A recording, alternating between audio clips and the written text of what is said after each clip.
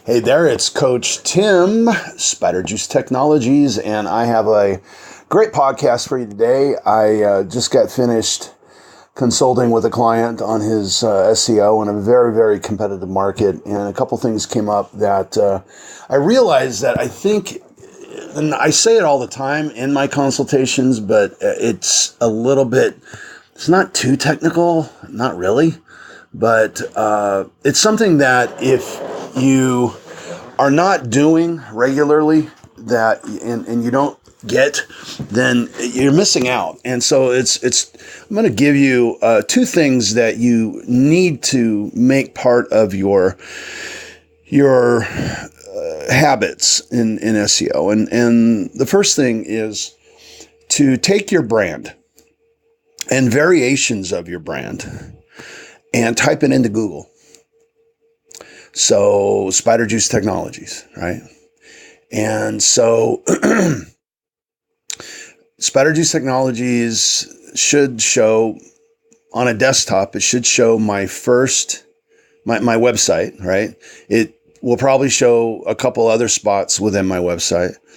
And then it goes off to the right and you'll see my Google My Business. And then below that, you'll see a bunch of other stuff, videos that we've done, and places that we are. In order of importance to Google. Google is about brand. It's in their patent. It's in the words of the previous CEO. He said brand is the way to clean the cesspool, which again is why I push Google My Business so hard. If you're a local business or a national business, you should have Google My Business at least claimed as your business, as you're the owner. And so I'm not going to get into too many details about that. But so Google My Business will show up. That is your brand in Google's eyes. Okay. And we can talk more about that later. But right now we're going to talk about in order. And so what you'll see a lot is a minimal attempt. You know, it's that old phrase, Dr. Heal Thyself. Well, a lot of times with SEOs, you don't always get Dr. Heal Thyself because they're too busy healing their clients. And so they don't take care of their own stuff. But one thing I've done a decent job of is including pages that are complementary, let's just say, to the brand. And so you can copy some of the stuff I've done and where I've listed my brand and put your stuff in there. Right. So if you want a little bit of a template, do that. And so I've chosen what I want to rank first for my brand. Now, you'll also notice on a lot of that stuff, I've created what we call a hub. A hub is brands or links, I should say, to my brands, Facebook, right? The Facebook Spider Juice page, the Twitter Spider Juice page, and so on and so forth. Along with that, since we're on this subject, we would want to include a JSON schema inside of the homepage that's invisible to the user, but to the search engine. It lists your local business amongst other things, and also can, if done properly, list the related set places where you are at, like Facebook Spider Juice Technologies, right? So that site and my site, spiderjuicetechnologies.com, and facebook.com/Spider Juice Technologies are the same thing. They're the same thing. So you look like a brand now. Go to Google, you are branded. You're above everybody else. That's why you need to, on all your various platforms, have the same brand listed across the web, the same NAPs, name, address, and phone number on your website and across the web. So, okay, I've I've gotten a little bit off of the main topic, which is how to tell what's most important to Google. Okay, so what you don't want is the number 1 or 2 page on that site to be a bad BBB rating or something of that nature, right? So, and then this is what we do in reputation marketing. We take good stuff, we create good stuff, and we bury the bad stuff, right? And so, and that's how you do that. So, okay. So now how do we help our rankings from our blogging? And so the next part of this is we go type this in, site : your website. And in order in Google of what's most important, you'll see the most important pages all the way down to the end. In Google's eyes. So as an example, if you have your terms of service as number 1, you got some problems, right? You have some problems. Terms of service shouldn't even be indexed. If you're most likely, your homepage should be number 1, right? And then number 2, 3, 4, 5 should be your important landing pages and whatnot. But let's just say you're a realtor, right? A realtor usually wants to bite off more locations than just, 1, right? So if you're in a big town like, let's say you're in Torrance, right? And it's not as relevant, but as some cities, like you get cities like Boston, you got cities like New York, Manhattan. People use sub-locations with regularity, whereas here in Torrance, you can type in. I just told my buddy I'm meeting him for lunch. Type in old Torrance Keegan's, right? And it should come up. However, we may not use that too often, but he's trying to find it. So, but that's a good point is Google knows Old Torrance. If you look at a Google map, you'll see it. You'll see the various neighborhoods, which were at one time developments in most places across the country, right?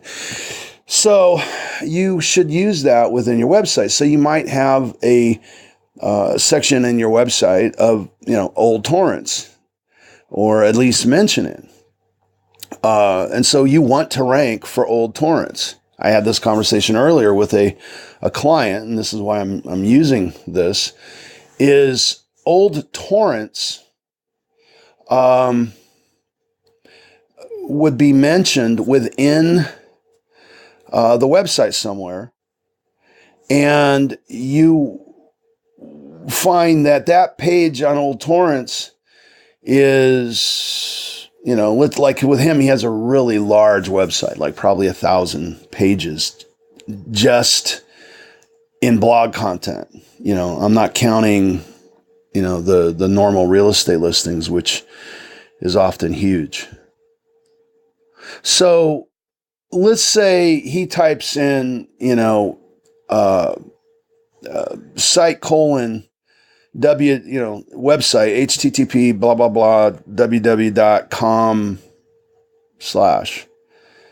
And the Old Torrance page is 10.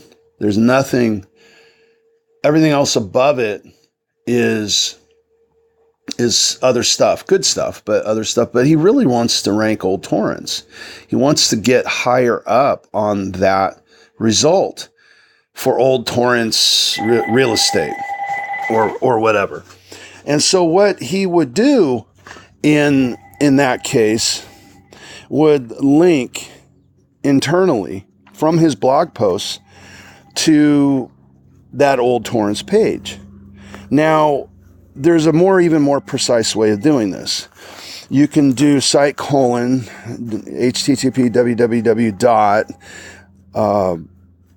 www.url.com space, in quotations, Old Torrance condos, Old Torrance houses, whatever your keyword is attached to the link or attached to the location.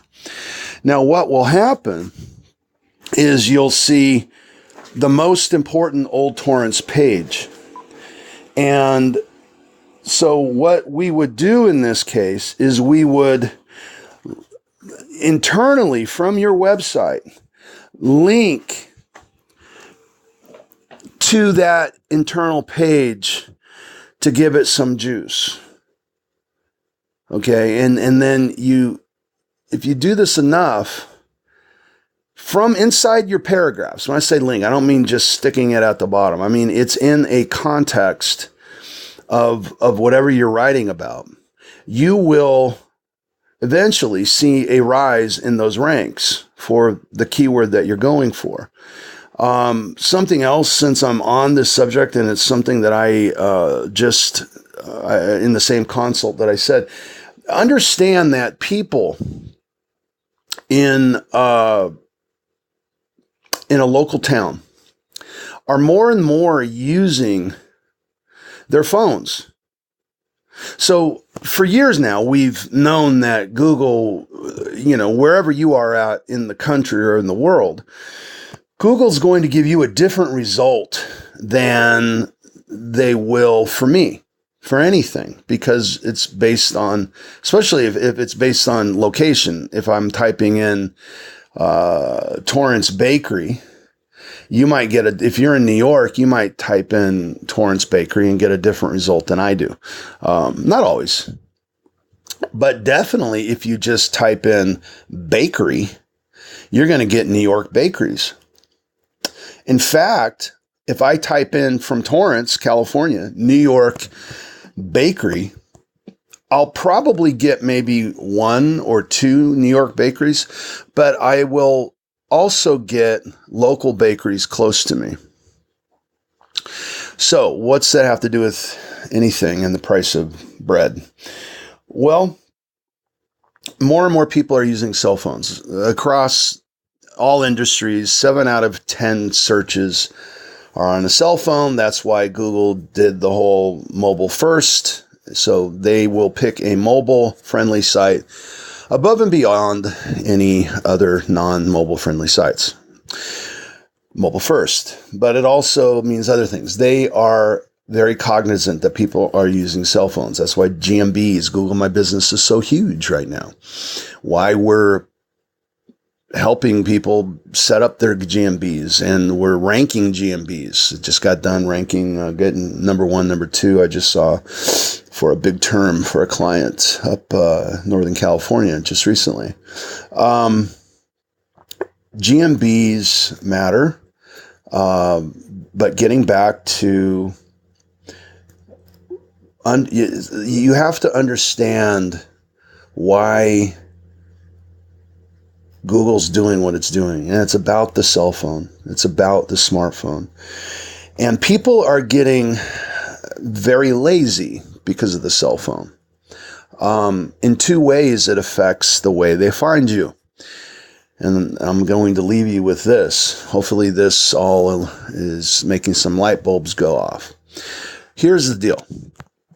More and more people are just typing in bakery. They don't say Torrance Bakery, they just say bakery. More and more people are saying bakery near me. And Google will give pretty good results. Now, the other thing that's going on is that people are using voice search. So now they're getting really specific. They're, where is a bakery near me with, 5 stars or whatever. I'm not even sure what you would say, but so they're using voice search. And so it's important to understand that and optimize for a near me phrase. Plumber near me. right? On your website and your other materials, so you can come up for those searches. That's what's going on with search. Now, another thing and I'll leave you with this for sure this time.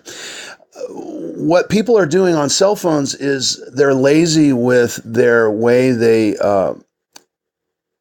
do their typing, right? They either do the voice, they just truncate it and put bakery, or they'll use the drop down keywords.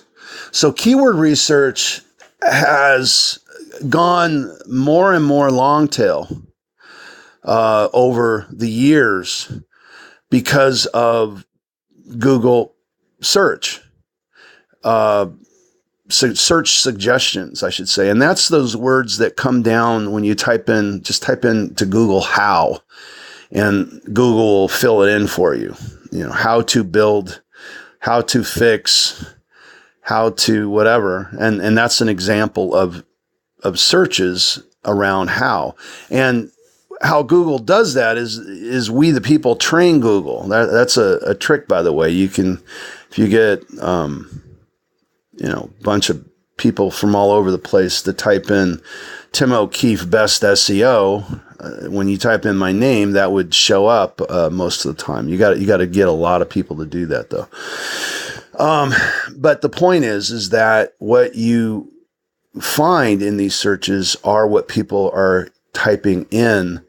And so more and more people are using that service, which means it's going to be more prevalent because they're too lazy to type it in. Like with my big fat fingers, I would rather type in one word or two, and then Google gives me the suggestion, and I just push the suggestion on my phone, and I get those results. So there is a keyword tool that gives that information, which is Ubersuggest. If you look that up, it's pretty cool.